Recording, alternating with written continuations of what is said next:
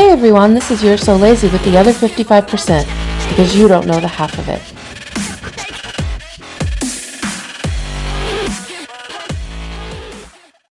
If you've been around reality TV very much, you start to realize that there isn't a whole lot of real about it.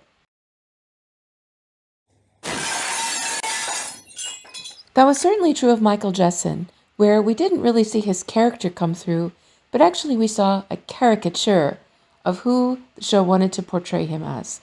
This rich, jet-setting guy, traveling the world, picking up young girls. Easy to dislike, right? Yes, he's had great success in his life, and it's easy to see that on his Instagram page or in his accomplishments. However, that's not all he is. And if you get the chance to get to know Michael, as I've gotten the chance, you see a lot more of his character. Integrity, hospitality, generosity, humility, so many good qualities. So come with me and let's discover who is Michael Jessen. So what's wrong with the guitar? Actually, just changing the strings. I thought there was an electronics issue, and but I was just testing it, and electronics are okay. I just need to get some new strings on it and clean it up a little bit. It's been sitting around. So I've had this since over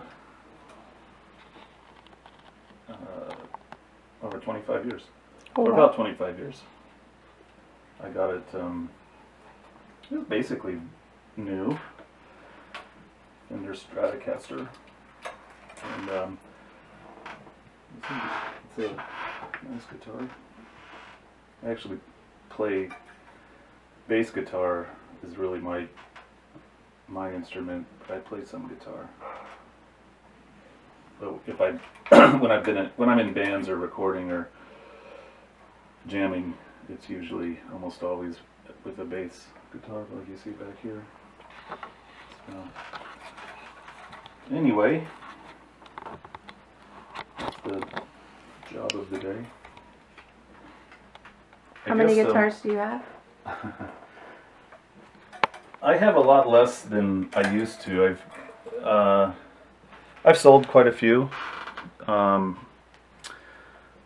sold a lot actually, because between getting ready for a move and raising some money, and just had way too many. At the most I had at any one time was probably over 40 total. Oh wow! I don't. That's just. It was just weird and ridiculous, but I don't know. I probably have maybe 10 at most now. Less than that, maybe even. I don't know. So, don't really need that much at all. Really need one will do.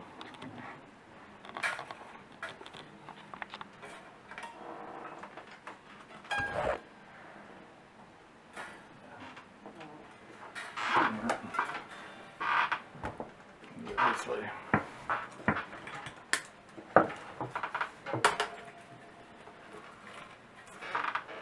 So. Oh, you just cut them right off? You can do that. Oh, you have to take the ends off, but that's kind of a shortcut. Makes it a little easier. So anyway, we were talking a little bit about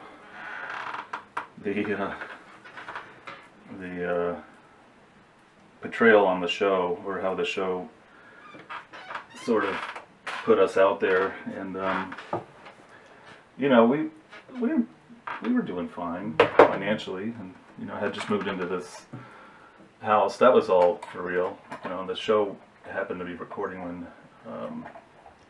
we moved in, which was a week after Juliana arrived. So that was all legit. And that was different times and better times. Much better times in a lot of ways, of course. Yeah, but when even during filming, we could tell what was going on, and of course seeing the product that was put out there, I guess it's all well and good and fun and a little flattering to put the you know, rich guy, jet setter, finding, you know, hot international exotic model. I mean, I guess on the surface, it's an easy way to look at it. You know, it made me out to be, you know, much more of international wealthy playboy guy than I really am. And yeah, I traveled a lot. Yeah, you know, and I had some very, very wealthy friends, very wealthy.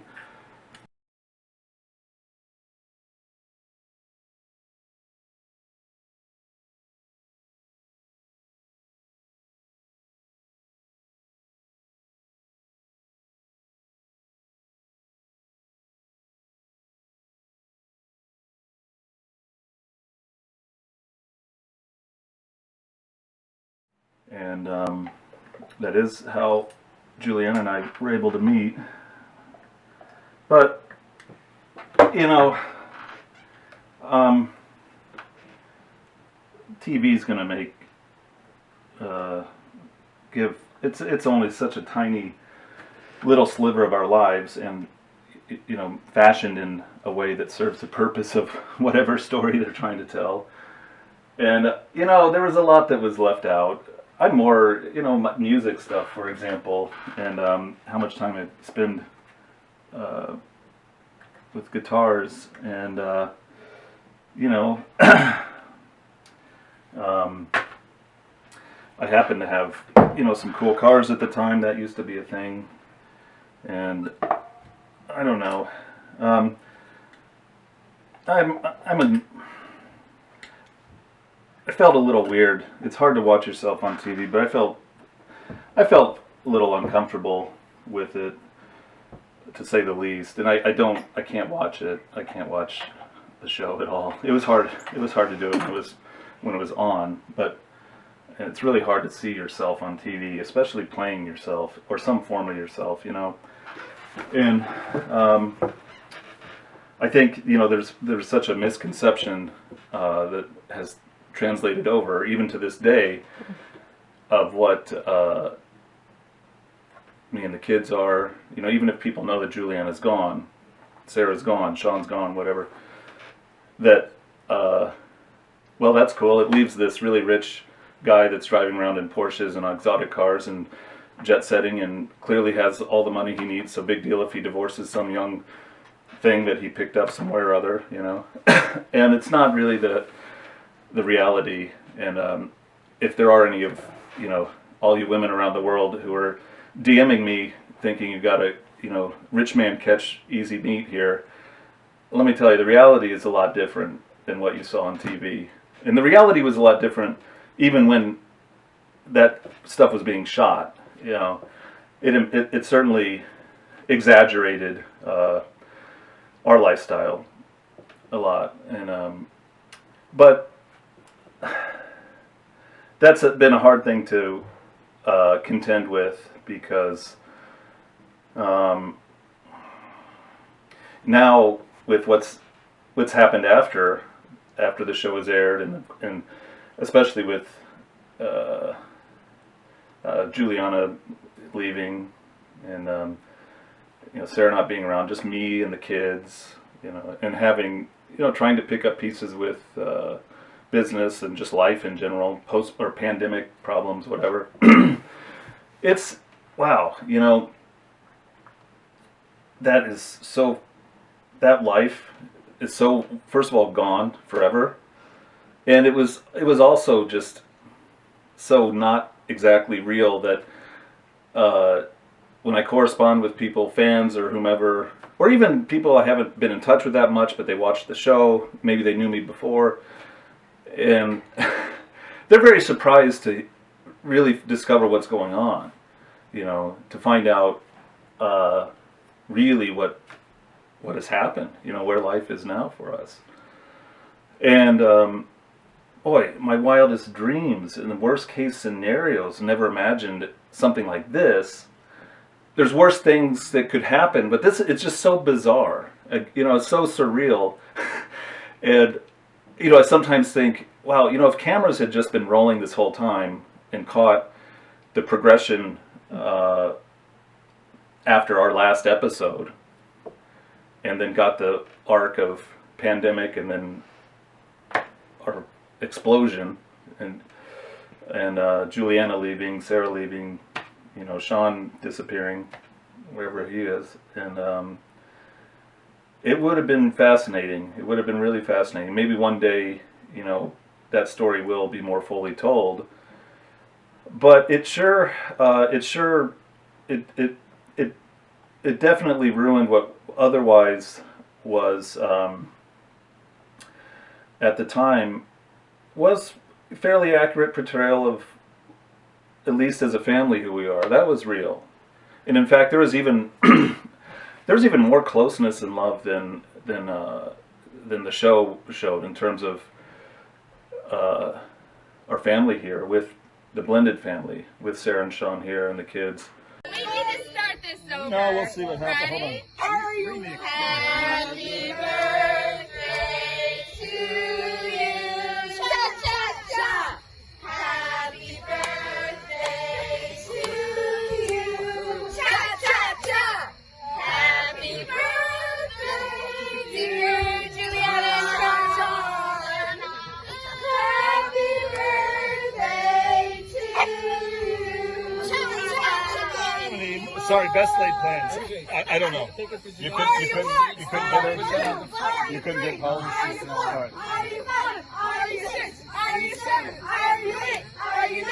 Are you 10? Are you 11? Are you 12? Are you 13? Are you 14? Are you 15? Are you 16? Are you 17? Are you 18? Are you 19? Are you 20? Are you 21? Are you 22? Are you 23? Are you 24? No, Sarah. We'll be here all day. Are you 10? Are you 20? Are you 30? Are you 31? Are you 32? Are you 33? Are you 34? Are you 35? Are you 36? This game sucks. Are you 37? Are you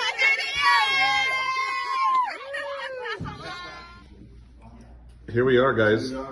Saturday, May 8th, the day before Mother's Day, and in just a few hours, we're seeing Juliana off to Brazil. She hasn't been to Brazil since she first came to America almost 2 years ago. Hasn't seen her family live since then. And she's enjoying a donut. Believe it or not, she does eats well. She's mid-chew. And she can enjoy a donut, and nobody should shame her about that. No. And but we wanted to do, it was Juliana, Sarah, Cece's been helping a lot with the shopping, with the preparation. It's an early pre-Mother's Day brunch. Happy But Mother's Day. before Juliana has to leave.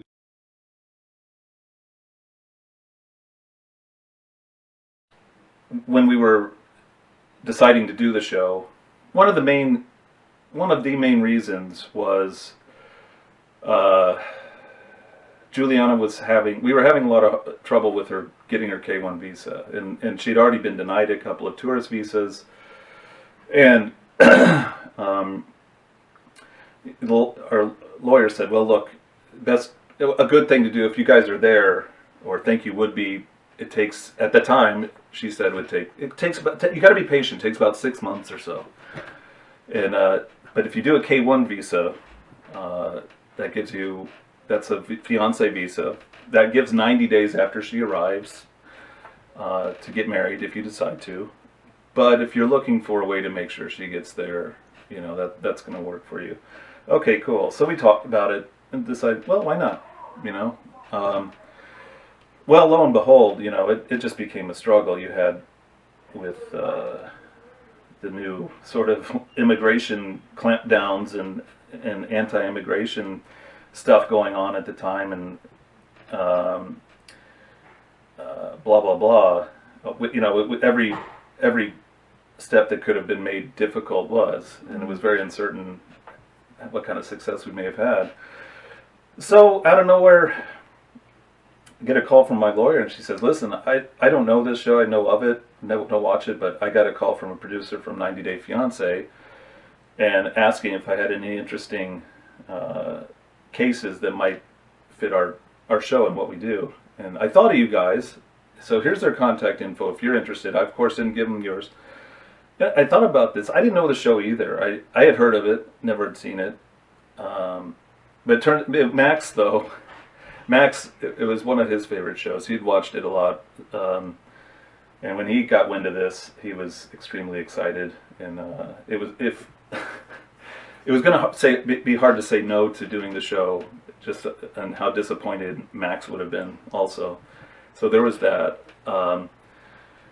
But there are a lot of naysayers and a lot of people I talked with and people I trust and respect and listen to that said, and don't do it.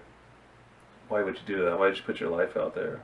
You know, what are you doing? You know, it had nothing to do with judgments about the show, the quality of it, or what portrayal, for better or worse, but just the, you know, in general, making that decision to be on some reality program, open up your life. You know, okay, of course, you know, retrospect, those people were right, you know, and those people were right. I was just so set on Juliana getting here, and that really clouded a lot of vision and judgment. And it was love, driven by love. You know, I would have done anything, and we were very frustrated. I was very frustrated. So we were on, you know, and of course after it starts airing, you know, early episodes, before the viewing audience is getting to know us a little better, start getting.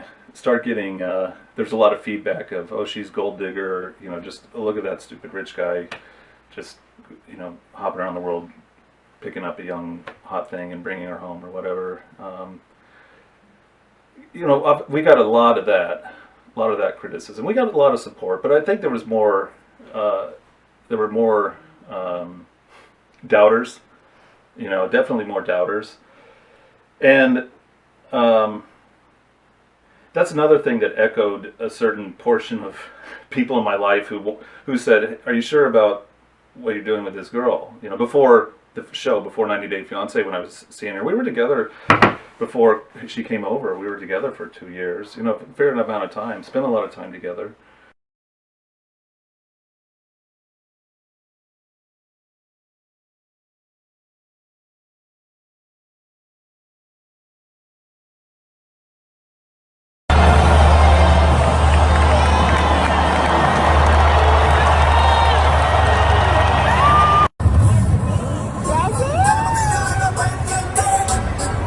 Brazil, Peru, Copa Americana at the Maracana. Maracanã.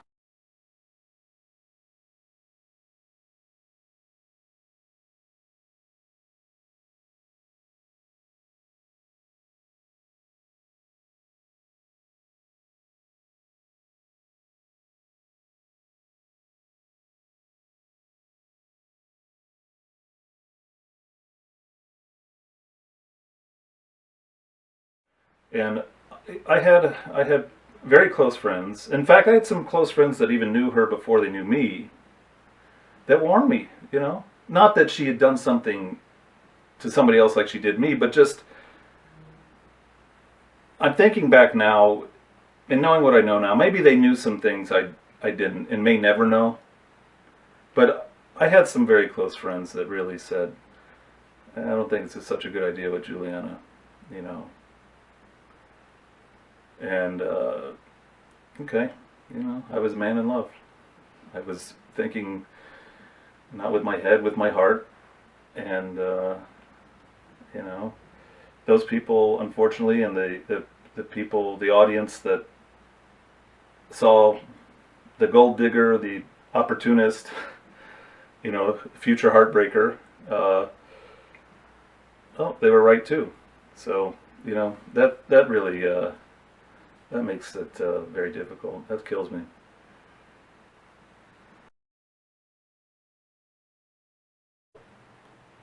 Having been on the show, what would be different now had not done it? You know, like to what degree did that kind of notoriety, exposure, even just stress on the family, and the, you know, the unintended consequences, whatever you don't even know. You know, where would we be now? You know, would things be any different? Because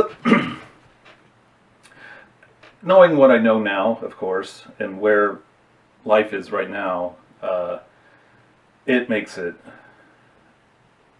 so much, by 100 times, by 1,000 times, what I'm going through, much more difficult and much more painful than if it weren't public. You know, the humiliation and the shame that comes in knowing that everybody knows what the hell's going on. Not everybody, but people who are paying attention or who are interested know the vagaries of what's going on in your life. In fact, in some of the situations we were talking about yesterday, they find out before you.